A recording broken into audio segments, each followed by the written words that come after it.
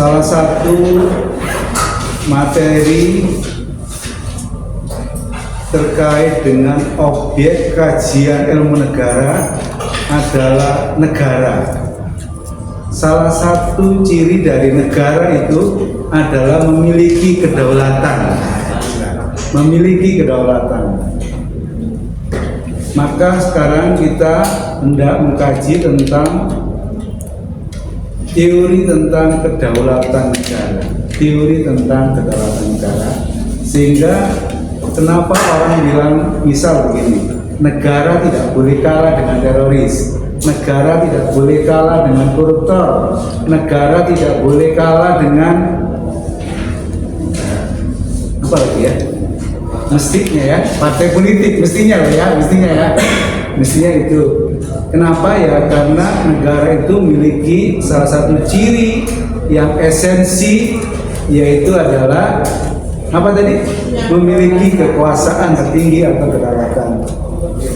Ya, kalau dari sisi bahasa, terutama bahasa Inggris, itu kedaulatan adalah padanan katanya adalah sovereignty ya, sovereignty. Apa artinya? Itu dalam bahasa Inggris adalah supreme. Supreme itu artinya tertinggi. Supreme of Court di Amerika itu berarti ya Mahkamah Agung. Kalau di Indonesia ya Mahkamah Agung gitu ya. Ada supremasi politik, berarti kekuasaan politik itu yang lebih tinggi dibanding kekuasaan hukum. Maka ada supremasi of law. Ya, seringkali supremasi hukum dan supremasi of law itu dalam prakteknya ternyata supremasi hukum dikalahkan oleh supremasi politik gitu. Misal kalau saya sampaikan satu contoh gitu, ketika Hasto dan Pak Tom Lembong, Pak Hasto dan Pak Tom Lembong misal kemudian diberi diberi abolisi dan amnesti gitu. Kalau kita pahami konsep amnesti dan abolisi itu selalu kaitannya dengan kasus politik gitu. Ya, soal DI, TII misalkan ya, kaitannya dengan para aktivis yang ditangkap di zaman Orban misalkan, dibebaskan oleh Habibie, kemudian Sri Bintang Pamungkas dibebaskan oleh Gus Dur. Ini semua kaitannya dengan politik. Tiba-tiba zamannya Pak Prabowo, kasus korupsi di amnesti dan abolisi gitu. Maka saya menganggap ini kekuasaan politik lebih tinggi itu, sehingga dia minta persetujuan sama DPR, diputus lah. Terus kemudian Wakil Menteri Tenaga Kerja bilang bahwa saya mau minta korupsi kan, dia kan Emmanuel itu dia mau minta amnesti abolisi misal, karena itu blunder gitu buat pemerintah. Mestinya jangan kasus korupsi dong, kasus yang ada kaitannya dengan politik. Tokoh yang pertama kali memperkenalkan soal kedaulatan sebagai atribut negara itu namanya Jim Bodin. Ya, Jim Bodin, nama orang ini orang kenamaan sarjana dari Amerika. Dia memperkenalkan salah satu atribut yang utama dari negara itu adalah kedaulatan. Yang itu akan berbeda dengan yang bukan negara. Yang misalnya beda dengan korporasi, beda dengan ormas gitu kan, beda dengan partai politik. Negara itu memiliki kedaulatan atau kekuasaan tertinggi. Saya sedang menulis yang saya akan ajukan ke konferensi itu tentang Danantara itu sebenarnya lembaga negara kan, atau sebenarnya adalah badan usaha milik negara, atau dua-duanya. Karena disebut bahwa Danantara itu dibawa langsung presiden di satu sisi, tapi di sisi yang lain ternyata dia adalah holding company dari BUMN.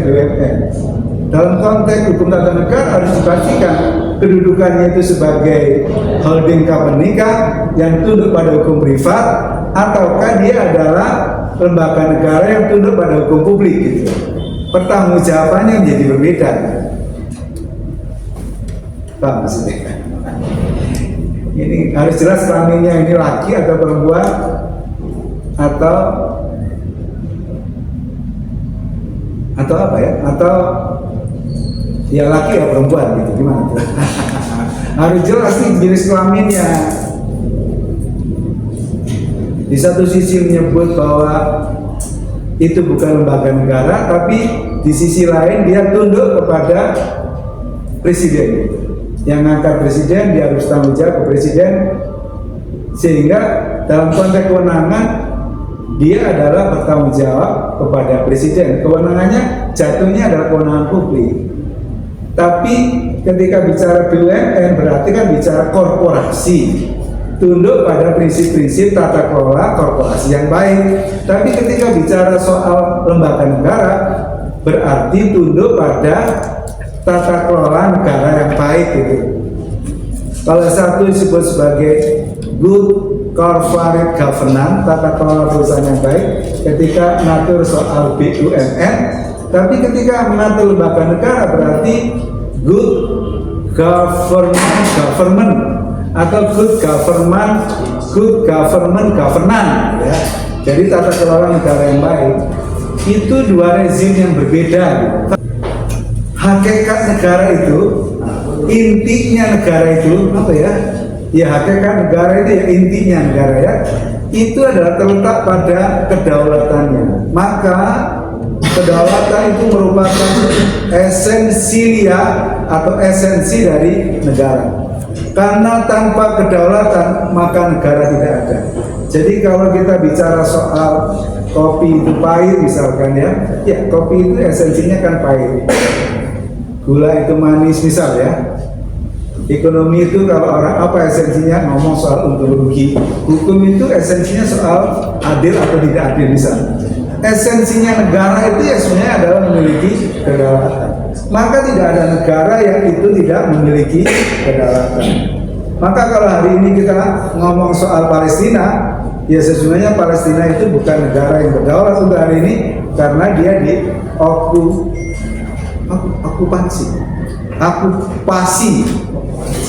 ya, bukan okupasi. Jadi dia dijajah gitu kan oleh Israel. Jadi oleh karena itu penting kita ini memahami tentang apa hakikat negara. Hakikat negara itu adalah memiliki kedaulatan. Sekarang kita bicara soal apa sifat-sifat dari kedaulatan. Nah, ini namanya Jim Collins itu memperkenalkan ada 4 sifat: tunggal, asli, abadi, dan tidak dapat dibagi-bagi. Apa itu? Tunggal itu hanya negara yang memiliki. Jangan dibagi sama partai politik, jangan kasih ormas. Ormas kok misalkan ya ormas memiliki kewenangan, dia umpama dia bisa melakukan tindakan-tindakan yang persekusi misalnya, tindakan-tindakan apa namanya main hakim sendiri ya nggak boleh. Ini hanya boleh negara lewat instrumennya yang disebut aparat penegak hukum. Yang kedua asli, kekuasaan itu tidak berasal dari kekuasaan lain, tidak diturunkan atau diberikan oleh kekuasaan lain, tetapi secara atributif diberikan oleh konstitusi. Kalau mas partai politik dikasih kekuasaan tiba-tiba, nah, itu diberi kekuasaan tentang kedaulatan itu adalah oleh konstitusi secara orisinal kepada negara. Maka ada eksekutif, legislatif, yudisial. Itu konstitusi secara orisinal, secara genuine diberikan oleh konstitusi. Yang kedua adalah abadi, artinya selama negara itu ada, ya melekat pada dirinya adalah kekuasaan tertinggi. Melekat itu bahasa lainnya inherent ya mas ya. Ya apa inherent itu apa? Inherent itu yang melekat. Negara itu harus memiliki kedaulatan sampai kapanpun adanya negara. Tapi kalau dia tidak memiliki kedaulatan, maka nggak bisa lagi disebut negara yang berdaulat. Maka ada istilah kan di dalam konstitusi itu kan soal negara Indonesia, negara yang merdeka berdaulat. Faham maksudnya itu? Artinya pembentuk undang-undang, the founding fathers kita itu udah menyebut bahwa negara Indonesia adalah negara yang merdeka dan berdaulat, artinya memiliki kekuasaan yang tertinggi gitu. Yang keempat adalah tidak dapat dibagi-bagi. Kedaulatan itu tidak dapat diserahkan kepada orang lain atau badan lain, baik sebagian maupun seluruhnya. Itu hanya miliknya negara. Hanya kadang-kadang saya mengamati seolah-olah negara itu menjadi korporat karena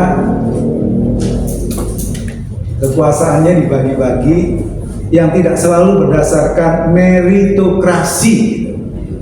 Kalau kita bicara demokrasi itu ada kata kunci penting adalah namanya meritokrasi. Jadi kalau orang mau menduduki posisi penting itu ada rekam jejak tentang kapasitas, tentang integritas yang baik melalui proses yang tidak instan. Gak bisa tiba-tiba wakil presiden gitu.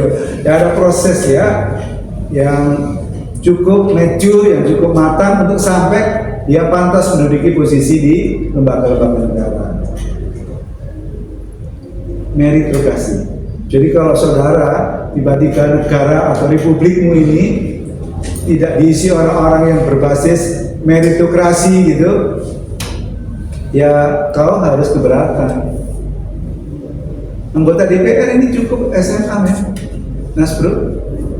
Ya rubah ya, jangan SMA. Ya orang kuliahan lah ya, supaya kerangka berpikirnya baik lah ya, bagus lah ya. Terus dia juga punya pengalaman-pengalaman untuk dedikasi kepada masyarakatnya. Dia telah telah berbuat apa untuk masyarakat. Barack Obama itu sebelum dia nyalonkan presiden, dia telah melakukan berbagai kegiatan yang didedikasikan untuk bangsa dan negaranya sampai pada titik ya sudah, aku kalau begitu mau nyalonkan presiden. Ini nggak pernah ngapa-ngapain, tiba-tiba daftar, terus tiba-tiba jadi, itu kan nggak meritokrasi. Dan kamu bilang, Lore, apa sekolah dubur-dubur, repot-repot harus begini-begini, tiba-tiba pekerjaan ini misalkan ya oleh negara, oleh pemerintah diberikan kepada orang-orang yang menurut saudara berbasis bukan meritokrasi tapi berbasis apa tadi itu ya, karena dianggap berjasa untuk mengantarkan ke kursi presiden atau wakil presiden misalkan, kan harus ada uji apa tadi itu meritokrasinya. Supaya apa? Supaya kita ini memiliki kesempatan yang sama gitu maksudnya. Dan diangkat appointment terus berbasisnya tidak meritokrasi, ya berarti kan kesempatan kita ini menjadi menjadi sempit karena harusnya memberikan akses yang sama kepada orang-orang yang memiliki kapasitas dan integritas yang sama. Ya apa caranya dia jadi wakil presiden? Apa umpamanya? Awal dia itu contohnya awal dia orang tua kita bukan presiden, mungkin enggak. Nah, orang bertanya gitu. Kedaulatan itu dibagi dua, ada yang bersifat intern dan ekstern. Kalau intern itu berarti adalah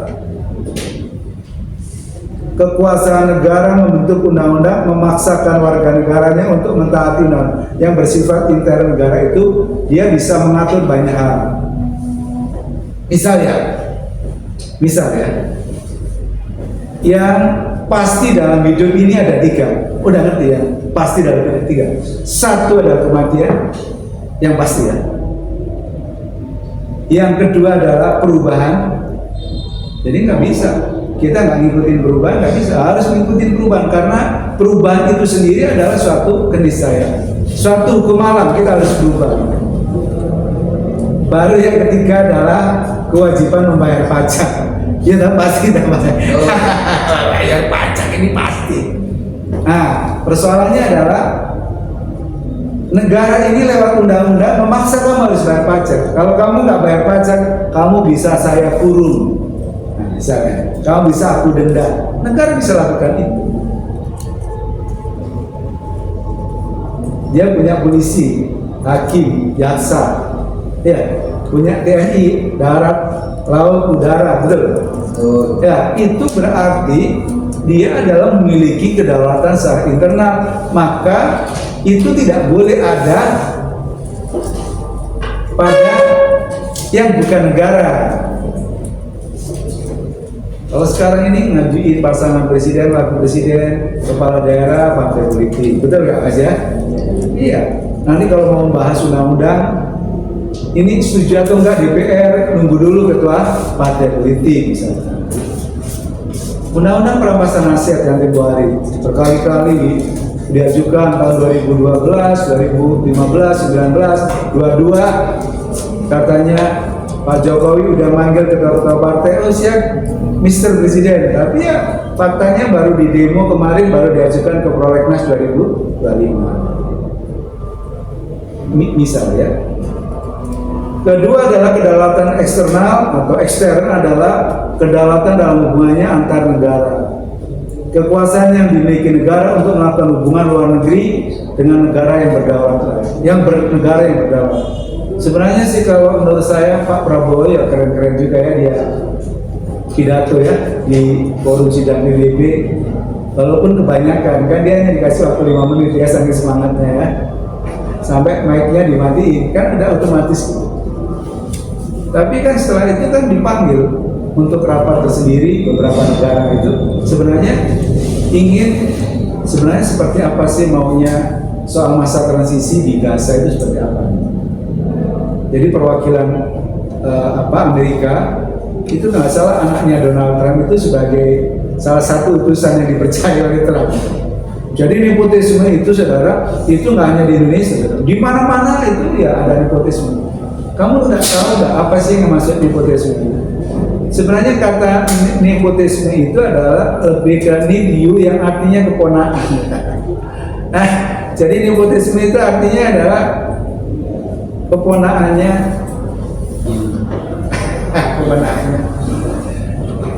keponakan gitu, jangan keponakannya ketua MK saudara ya, keponakannya keponakan.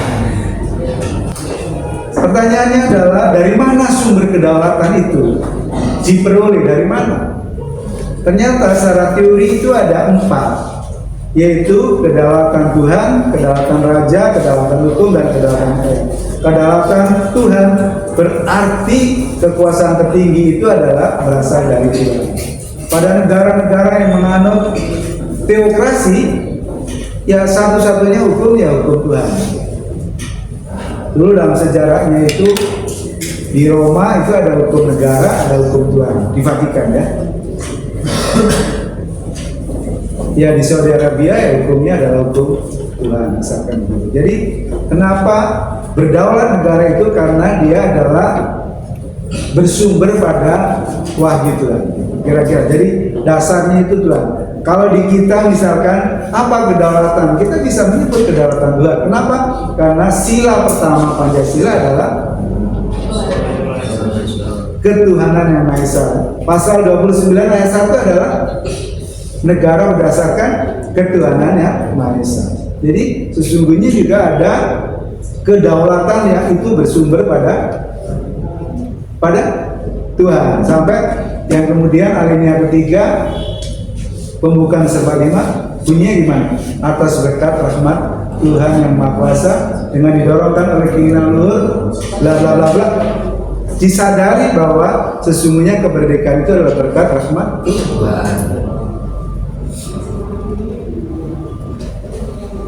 Coba kalau Anda sekali-kali membayangkan gitu, kok bisa ya Indonesia ini dijajah, belum Indonesia sih ya, namanya belum Indonesia ya, itu 350 tahun ditambah 3,5 tahun.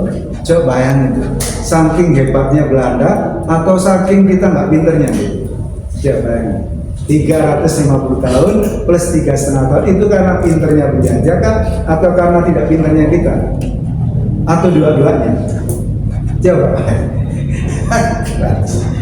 Kalau hari ini kita nggak bisa bayangin ya, kenapa begitu? Divide out impera lah, Romusia lah, tanam paksa lah, ada VOC lah yang gitu-gitu ya kan?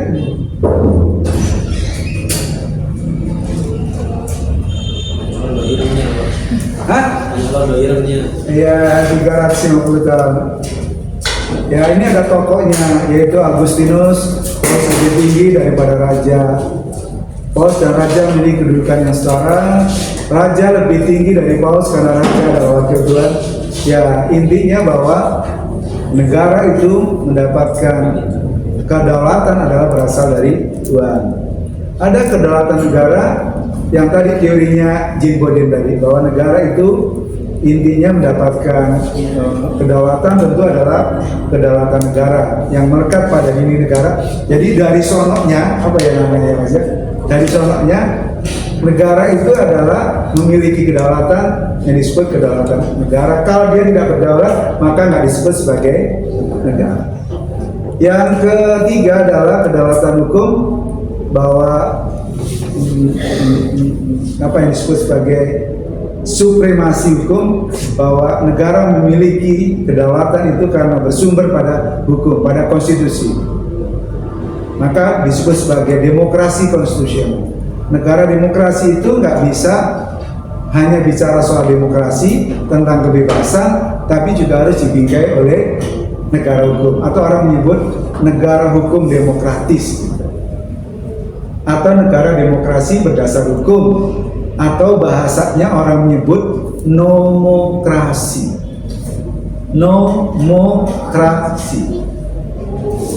Nomokrasi, negara demokrasi berdasarkan hukum, negara hukum berdasarkan demokrasi. Ya.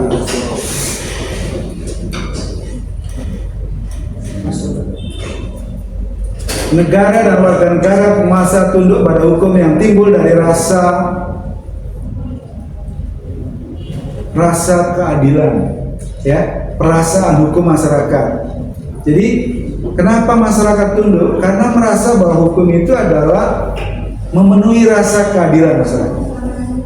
Jadi kalau hukum itu tidak dirasakan ya, kalau bahasanya Pak Arto, dirasakan. Itu memberikan keadilan, orang nggak taat sama hukum. Karena keadilan itulah yang membuat masyarakat itu taat dan patuh. Tokohnya Hugo de Krupp, orang Jerman kalau ini.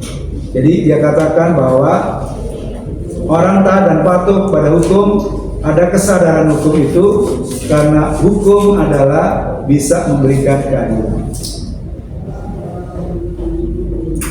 Oke, yang teori kedaulatan rakyat, yang pada intinya bahwa yang berdaulat itu rakyat, terus raja adalah pelaksana dari apa yang dikehendaki rakyat. Tokohnya adalah John Jacques Rousseau ya, J.J. Rousseau, yang kemudian kita disebut kedaulatan adalah di tangan rakyat dan dilaksanakan menurut undang-undang dasar. Jadi kedaulatan di tangan rakyat, tapi dilaksanakan menurut undang-undang, jadi menurut hukum. Maka saya hari ini ingin mengatakan bahwa kalau begitu Indonesia itu menganut teori yang mana? Kedaulatan negara kah? Kedaulatan Tuhan kah? Kedaulatan hukum kah? Kedaulatan rakyat.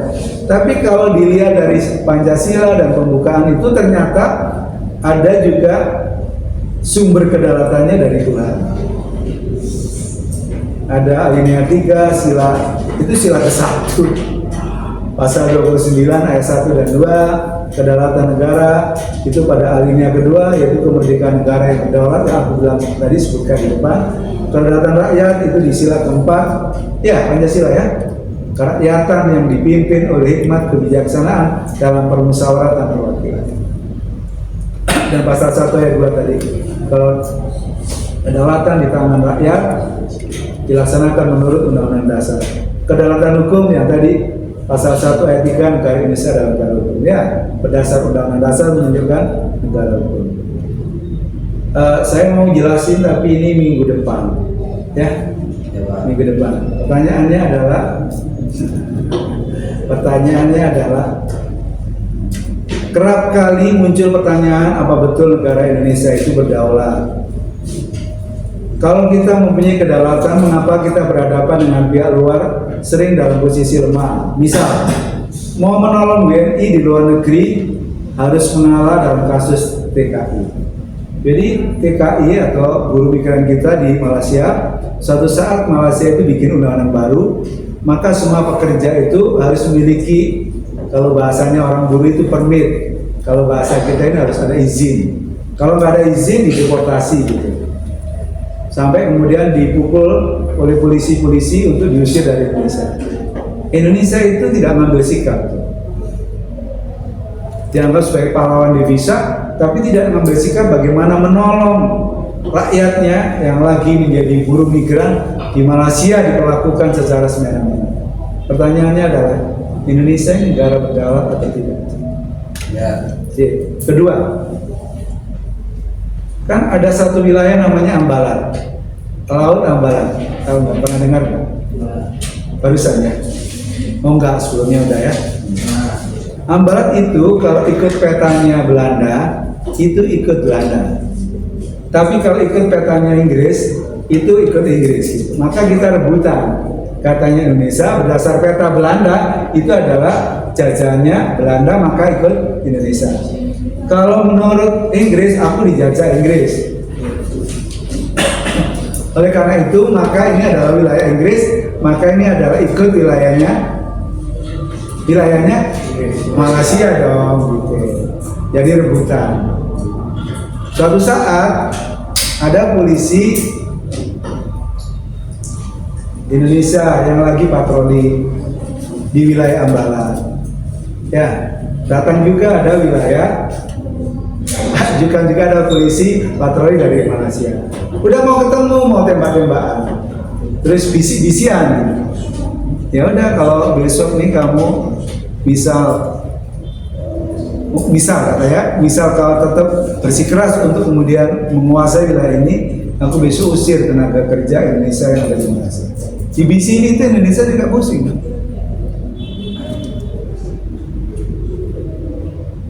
Paham maksudnya? Dibisikin, ntar aku usir buruh-buruh migran kamu yang begitu banyak. Paham ya? Kalau di Malaysia itu mau bikin SPBU, misal Pertamina, itu syaratnya amat sangat ketat sekali, nggak gampang. Jadi kalau Indonesia bisa masuk di Malaysia itu, wah, dengan segala effort yang luar biasa. Tapi kalau Malaysia mau buka kalau mau buka petroleum di Indonesia, hampir semua negara-negara ini yang begitu mudah. Hanya belakangan Pertamina agak unjuk gigi. Yang Shell itu belakangan juga pasokannya juga nggak lancar tuh ya. Katanya harus beli dulu ke Pertamina, katanya, saya nggak tahu ya, nanti dicek dulu. Kalau orang Indonesia mau buka bank di Malaysia, susah. Tapi kalau Malaysia mau buka bank atau buka usaha, pertanyaannya kenapa begitu? Kok ada perlakuan yang lebih mengutamakan orang-orang Malaysia, warga negara Malaysia ketimbang? Tapi kenapa kita menjadi lebih gampang menerima investor asing ketimbang kita ini adalah melindungi warga negara sendiri, badan hukum sendiri? Kenapa? Ini yang saya sebut apa namanya ya? Kita disuruh ikut tinju dalam satu ring yang luas, tapi Indonesia hanya nonton warganya sendiri itu. Yang seharusnya dia harus memberikan proteksi kepada warga negaranya dengan memberikan syarat yang agak luas, yang agak ketat terhadap investor asing. Supaya apa? Supaya investor dalam negeri bisa hidup. Ya, kemarin ada Kejaksaan Agung kemudian merampas 200 triliun dari hasil tambang nikel ya. Ya sih, alhamdulillah hari ini. Kemarin kemana Mas Bro? 200 triliun. Pagi-pagi Pak. Aduh, kemana negara selama ini? Ya terlepas, ya udah yang kemarin ya iyalah. Tapi pertanyaannya yang kemarin itu bagaimana? Ngapain? Diapakan yang kemarin itu gitu? Mau mengeksekusi terpidana mati. Indonesia itu beberapa kasus terpidana mati dari Filipina lah, dari Australia. Itu kalau Amnesty Internasional protes-protes itu nggak dieksekusi. Dan ngapain? Ini kan wilayah Indonesia. Kalau dia melanggar hukum Indonesia, ada hukuman mati, eksekusi. Kan kan dia miliki kekuasaan teritori sekaligus milik kewenangan secara hukum. Kenapa dia takut? Harus ditunjukin bahwa Indonesia adalah negara berdaulat. Nah gitu mestinya, dengan segala konsekuensinya. Kemarin kan 80 tahun hari kelahiran TNI ya saya ikut, saya ingin tahu apa pidatonya Pak Prabowo gitu. Terus apa nih kehebatannya? Ternyata kan salah satunya adalah ada pesawat jet tempur yang bisa putar-putar gitu. Terus saya bilang begini, Israel itu ngirim serangannya itu lewat drone, men. Betul ya? Halo, men, ngirimnya lewat drone serangan itu. Tidak pakai alat yang canggih, nggak ngomong alat alutsista, nggak ada, selesai sama dia. Kirim uranium, selesai. Jadi gak ada gunanya pula punya alat-alat yang canggih, karena ada model yang itu bisa meluluh lentangkan, yang dari sisi teknologi dia menggunakan teknologi yang sangat modern. Nah, kalau kita beli maka itu harus dipikirkan, bukan di situnya. Maka harus bicara soal bagaimana security cyber kita ini gimana gitu. Paham maksudnya ya Mas ya? Gimana security cyber kita? Kayak apa? Gimana Bijorka yang katanya ketangkep di Polda, terus dia bilang apa bilangnya atau tidak? Bilang apa? Enggak, bukan bilang begitu. Masih atau tidak kali. Bukan begitu, dia bilang Polda ngasih bahwa kamu aku tangkap, katanya dia kau salah tangkap tuh. Harus lewat story-nya. Lewat story-nya itu bukan aku. Tuh maksudku itu ya pastiin dulu deh, masa sama Bijorka berkali-kali dikelabuin begitu. Ini negara, men. Masa kalah sama orang per orang gitu? Pak maksudnya? Pengalian kasus. Nah maksudnya negara itu loh Mas, APBN-nya untuk pertahanan, untuk keamanan itu triliunan gitu. Masa kalah sama Bijorka yang tadi otodidak tuh gitu? Tua-tua saja. Ya ini kan udah lihat sekaligus supaya kamu nanti sok pengerti jadi presiden atau jadi parlemen apa ngomong ingat ke saya lah.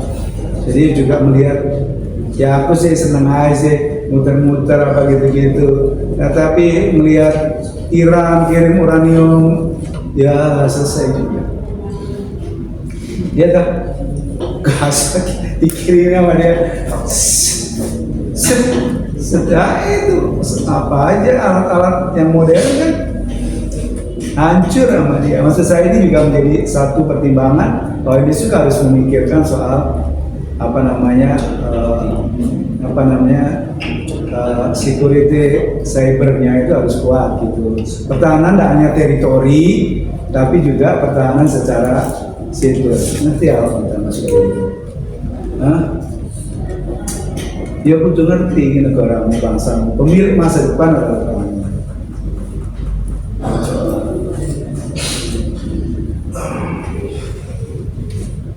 Oh ya, suruh sampai sini berarti udah digini-gini kan udah lama.